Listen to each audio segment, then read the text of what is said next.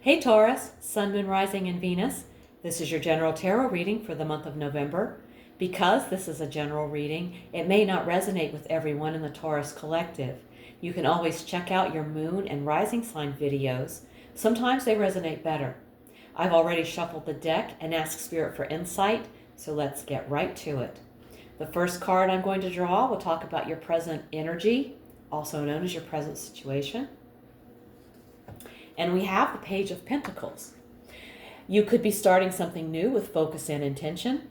There's a desire for growth, but it's not just dreaming. It's backed by a willingness to put in the work.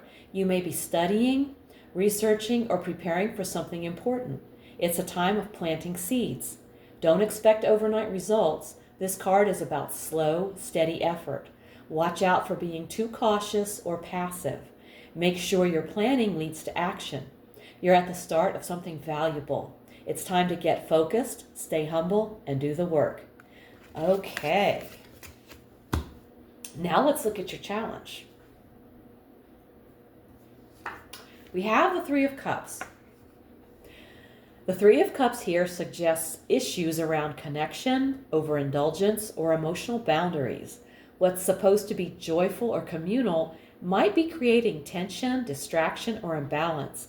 Partying, drinking, or seeking constant fun may be a distraction from what really needs attention. Too much fun, too many people, or too little real connections might be getting in your way. Something that looks good on the surface might not be serving you at a deeper level. Okay. Let's look at the best you can hope for. We have the Hermit.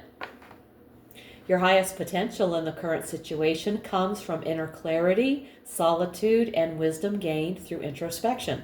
You may not get external validation or quick results, but you can achieve deep personal insight and a clear sense of direction. Answers will come from within, through stillness, study, or spiritual practices.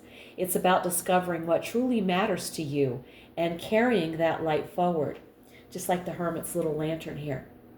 Carry it forward. Now let's look at your foundation. We have the Four of Swords.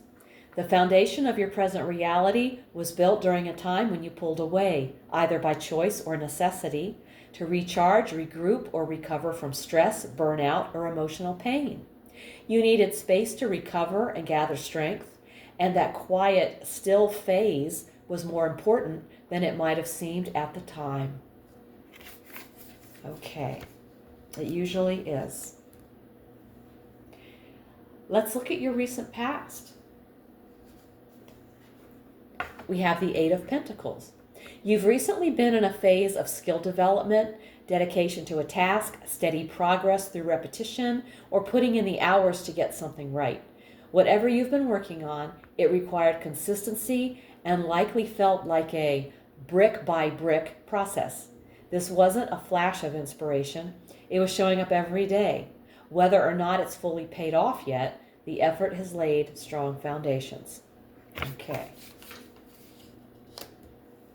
Now let's look at the near future. We have the Two of Pentacles, a balancing act. This signals that you'll soon need to juggle priorities, make decisions, or maintain balance in the face of change or increasing pressure. It's a heads up. You're entering a phase that demands flexibility, adaptability, and smart time management. Life's about to get busy. Stay flexible, keep your priorities straight, and don't be afraid to drop what isn't worth juggling anymore. Okay. Now let's take a look at you. And you're being represented by the Six of Cups. This is the nostalgia card. And you may be reflecting on the past, either with fondness or longing. This could mean missing how things used to be, idealizing a past job, relationship, or phase of life. There's a comfort in looking back, but it could be slowing your momentum in the present. Your present self is deeply connected to your past, and this can be healing, or it can be limiting, depending on how you're carrying it.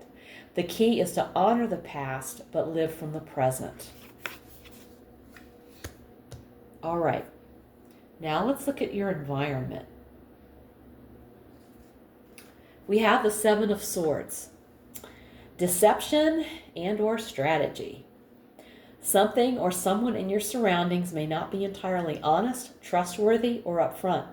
This card doesn't always mean betrayal or theft in the literal sense, but it definitely points to non-clarity.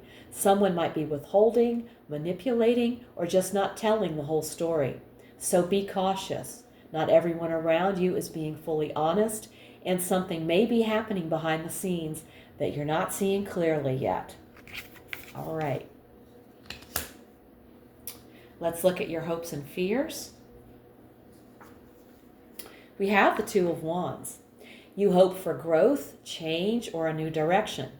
You fear what that change will demand: uncertainty, loss of control, or stepping away from your comfort zone.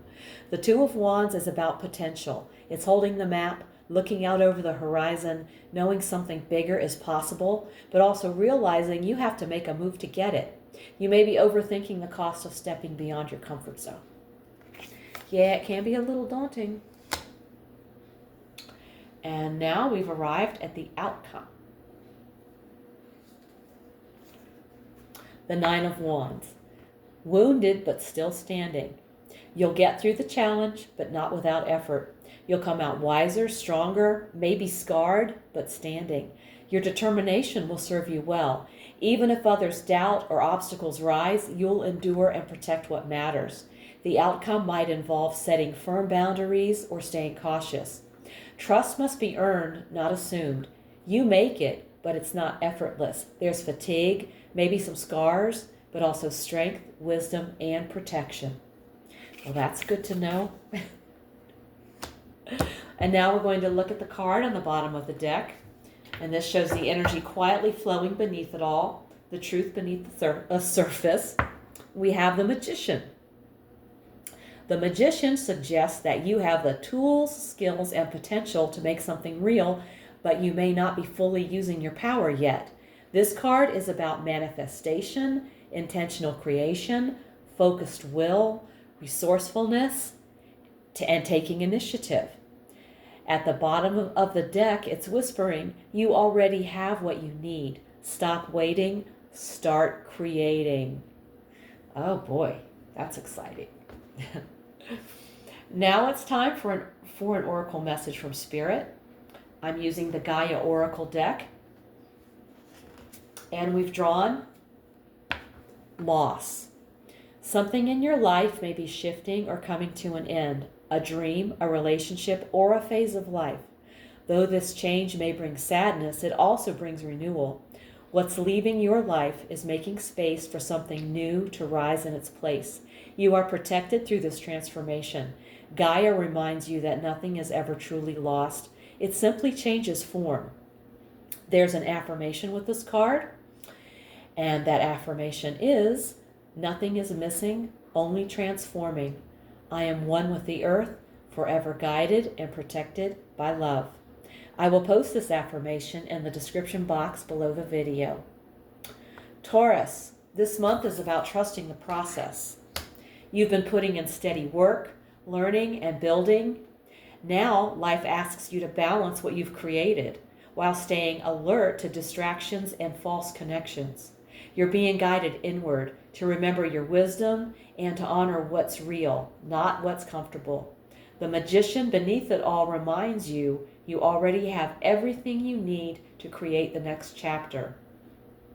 Yes, the road may test you and some things may fall away, but that's how resurrection begins. What's meant for you will return in a stronger form. Keep showing up, keep believing, and keep building your magic. If this reading hit home, please like, comment, and subscribe. It helps more people find these messages. And let me know in the comments how it's showing up in your life. If you want a personal reading, all the info's below. Also, check out my weekly oracle readings, posted each Sunday, for extra insight. Thank you so much for tuning in. Take care, and I'll see you in the next one.